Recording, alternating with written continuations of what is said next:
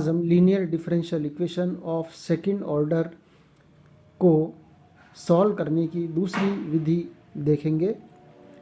पहली विधि में तो हमने CF ज्ञात करके सॉल्व किए थे। ये दूसरी विधि है जिसमें नॉर्मल फॉर्म प्रसामान्य रूप प्राप्त करते हैं।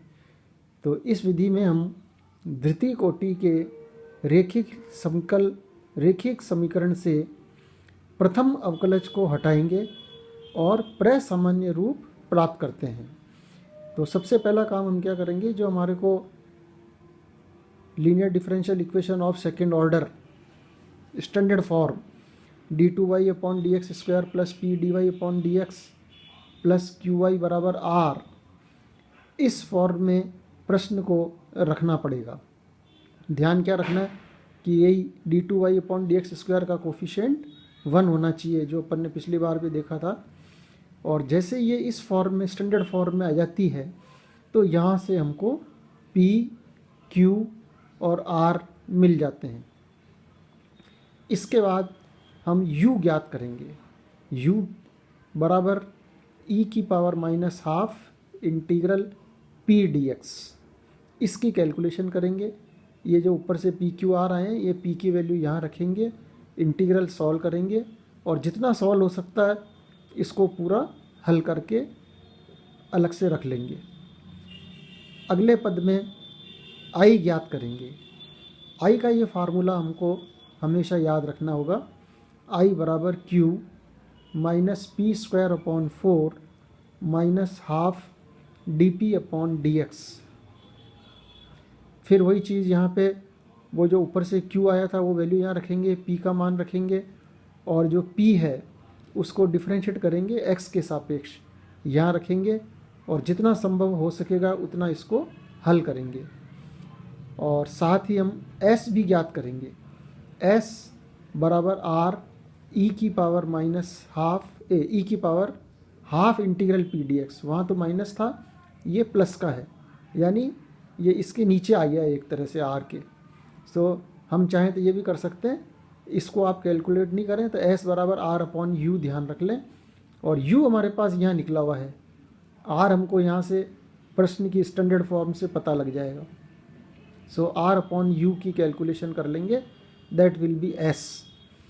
और इसके बाद ये जो अपने पास रूप है d2v/dx² प्लस iv बराबर s, ये कहलाता है प्रसामान्य रूप या नॉर्मल फॉर्म। इसको प्राप्त करेंगे। इसको प्राप्त करने का मतलब यहाँ पे हमको i और s की वैल्यू रखनी है।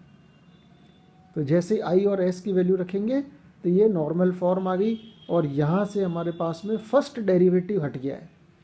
इसीलिए इस विधि को कहते हैं कि हम प्रथम अवकलज को हटाकर प्रसामान्य रूप प्राप्त करेंगे। तो प्रसामान्य रूप हमेशा याद रखना पड़ेगा आपको, d2v/dx² प्लस iv बराबर s। इसका मतलब हमको i और s चाहिए। i और s के लिए ये i और s ये रहे। i और s में हमको q, p और r की वैल्यू चाहिए और u चाहिए। u के लिए हमको e⁻½ इंटीग्रल p dx चाहिए। तो इसको ध्यान में रखते हुए ये दोनों चीज़ें हमको याद रहनी चाहिए और यहाँ से u की value e⁻½ integral p dx याद रहना चाहिए, ताकि जैसे i और s प्राप्त हो गए इसको हम यहाँ रख देंगे। अब इसके बाद इसको आप सॉल्व करेंगे। इसमें कभी कभी क्या होता है, जैसे यहाँ पे i हमारे पास में कांस्टेंट आ गया। अगर कांस्टेंट आ गया तो अपने लिए बहुत ही बढ़िया है ना, हम सीधा इसमें से CF/PI निकाल के ज्ञात कर सकते हैं, इजीली सॉल्व हो जाएगा। और अगर ये 1 कांस्टेंट अपॉन x² आ जाए, इस टाइप की चीज़ आ जाए, तो हम इसको होमोजीनियस इक्वेशन में चेंज कर लेंगे, क्योंकि ये x² यहाँ गुणा हो जाएगा तो ये homogeneous equation of second degree बन जाएगी, है ना। तो ये हम जैसा भी आगे परिस्थिति होगी उसके अनुसार इसको सॉल्व करना पड़ेगा। यानी हमको पीछे अब तक जो भी मेथड पढ़े हैं वो हमको अच्छी तरह से आने चाहिए, तभी ये इक्वेशन सॉल्व हो पाएगी। और यहाँ से v ज्ञात कर लेंगे इसको सॉल्व करके, और जैसे ही v हमको प्राप्त हो गया तो कंप्लीट सॉल्यूशन हमको मिलेगा y बराबर uv से। u हमारे पास ऊपर निकला हुआ पड़ा ही है, e⁻² minus half integral P D x, और v ये मिल गया, दोनों को मल्टीप्लाई करिए, और अगर छोटी मोटी कैलकुलेशन होती है तो उसको हम सॉल्व कर लेंगे, और यही हमको कंप्लीट सॉल्यूशन दे देगा। तो इस प्रकार से सेकंड ऑर्डर की लीनियर डिफरेंशियल इक्वेशन में से हम फर्स्ट डेरिवेटिव को हटाएंगे और नॉर्मल फॉर्म प्राप्त करेंगे। नॉर्मल फॉर्म प्राप्त करने के लिए हमको आई और एस की ज़रूरत पड़ेगी।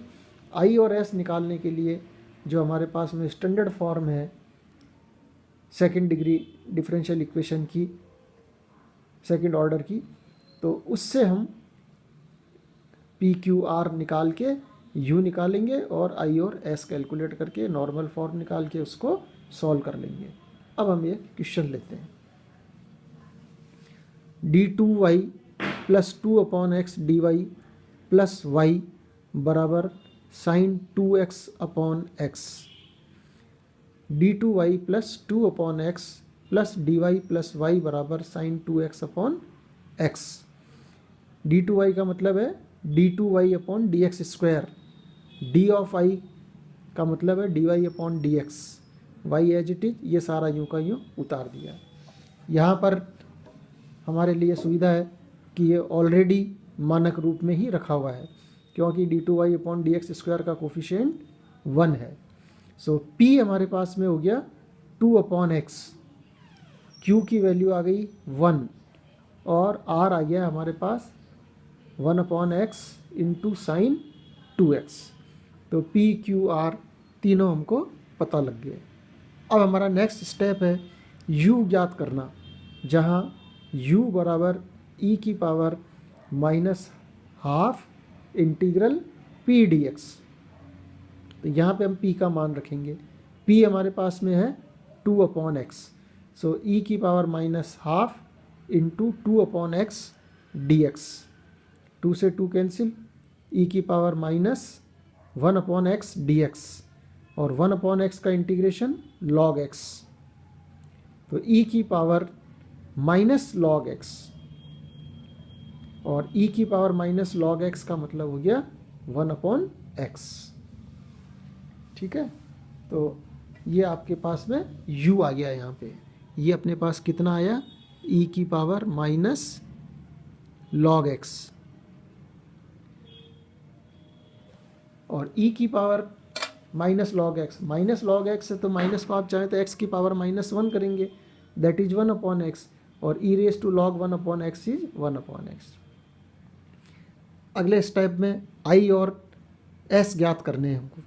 सो i बराबर q minus P square upon 4 minus half D P upon D x. यहाँ पर वैल्यू रखो, q की वैल्यू है 1 माइनस 1/4, p बराबर 2/x, इसका square 4/x square, minus half D P upon D X. So 2/x का differentiation x के सापेक्ष माइनस 2/x स्क्वायर। सो 1, 4 से 4 कैंसिल, माइनस 1/x स्क्वायर, और ये माइनस माइनस और 2 भी कैंसिल, प्लस 1/x स्क्वायर, ये दोनों कैंसिल, 1 रह गया। तो ये बहुत अच्छा आ गया हमारे पास, आई पूरा सॉल्व होके वैल्यू इसकी 1 आ गई। कैलकुलेट एस बराबर r अपॉन यू। r हमारे पास में है साइन 2x अपॉन x, और u अपन निकाल चुके हैं 1/x। सो ये आपके पास कितना आ गया, sine 2x upon x into x, तो x से x कैंसिल, u की वैल्यू 1/x रखेंगे तो यहाँ उल्टा हो जाएगा, x रह जाएगा, और ये आ गया अपने पास साइन 2x। सो s कैलकुलेट हो गया, i कैलकुलेट हो गया। अब हम नॉर्मल फॉर्म, प्रसामान्य रूप d2v upon dx square plus iv बराबर s, यहाँ पर ये सारी वैल्यू रख देंगे। i की वैल्यू अभी अपन ने निकाला है 1, सो d2v upon dx square plus v, i बराबर 1, और s बराबर साइन 2x। अब इसको अपने को सॉल्व करना है, तो इसको सॉल्व करने में कोई दिक्कत नहीं है। ये हो गया अपने पास d2 प्लस 1 इंटू v बराबर साइन 2x। सो ऑक्सिलरी इक्वेशन CF/PI निकाल लेते हैं इसके आराम से। सो m² + 1 बराबर 0, m बराबर plus minus iota. So CF will be C1 cos x + C2 sin x into e⁻0x, यानी C1 cos x + C2 sin x। और PI बराबर 1/d² + 1 of sin 2x। Sign वाले के जब भी अपन PI निकालते हैं तो d² की जगह -a² करते थे, यानी d² की जगह हम रखेंगे -4 और +1 sin 2x, ऐसे का ऐसा ही। तो ये अपने पास आ गया -1/3 sin 2x। CF आ गया, PI आ गया, और ये इक्वेशन चल रही है अपने पास V में। तो अपने पास सॉल्यूशन किसका मिलेगा? V का। तो V बराबर CF + PI। CF है अपने पास में C1 cos x + C2 sin x, और PI है अपने पास -1/3 sin 2x। तो ये अपने पास V की वैल्यू आ गई। अगले स्टेप में अपन ने करा था कि कंप्लीट सॉल्यूशन लाने के लिए y बराबर uv हम करना पड़ेगा। y बराबर uv करेंगे तो y बराबर u ऊपर निकाल ही चुके हैं, e⁻−12 इंटीग्रल p dx से 1/x आया था, ये यहाँ रख दिया। और v का मान रख देते हैं इसके अंदर। v बराबर C1 cos x + C2 sin x -1/3 sin 2x। अब आप चाहें तो इस x को भले अंदर रख दें और नहीं तो इसको यहीं पर रहने दें। सो y बराबर uv से अपना सॉल्यूशन प्राप्त हो जाएगा। तो इस प्रकार के जो सेकंड ऑर्डर के डिफरेंशियल इक्वेशन है, लीनियर डिफरेंशियल इक्वेशन है, उसमें हम फर्स्ट डेरिवेटिव को हटाएंगे और सबसे पहले नॉर्मल फॉर्म प्राप्त करेंगे। d2v/dv² dx² + iv बराबर s। i और s निकालेंगे, और i और s निकालने के लिए हमारे पास में जो फार्मूला है उसको काम में लेंगे। s बराबर r/u, u निकालेंगे सबसे पहले e⁻−12 इंटीग्रल p dx, और i का फार्मूला q - p²/4 - ½ dp/dx। इनको अच्छी तरह से पहले सॉल्व करेंगे, छोटे से छोटा बनाएंगे, क्योंकि जितना ये छोटा होकर सॉल्व होगा ये इक्वेशन हमारे पास इजीली सॉल्व हो जाएगी। क्योंकि अगर इसको हम ढंग से सॉल्व नहीं करेंगे तो यहाँ अपना काम बढ़ जाएगा। तो अपने को यही ध्यान रखना है कि इन इक्वेशंस को अच्छी तरह सॉल्व करेंगे। v निकाल लिया, और v निकालने के बाद कंप्लीट सॉल्यूशन y बराबर u इंटू v प्राप्त कर लेंगे। इस प्रकार से इन क्वेश्चंस को हम सॉल्व कर सकते हैं।